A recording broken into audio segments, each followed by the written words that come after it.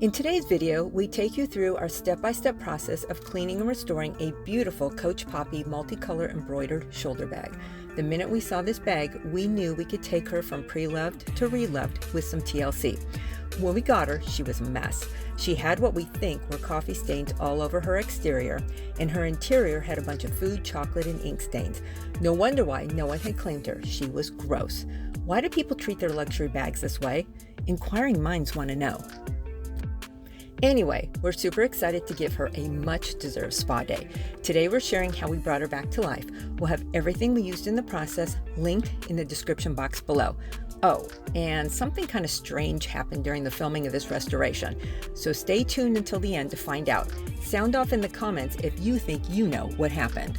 Welcome to the Velvet Muzzle, where we specialize in giving pre-loved vintage luxury bags a second chance. Some of these treasures we keep for ourselves, while others are available for purchase on our website at thevelvetmuzzle.com. Be sure to like and subscribe so you know when we share a new pre-loved restoration. Enjoy.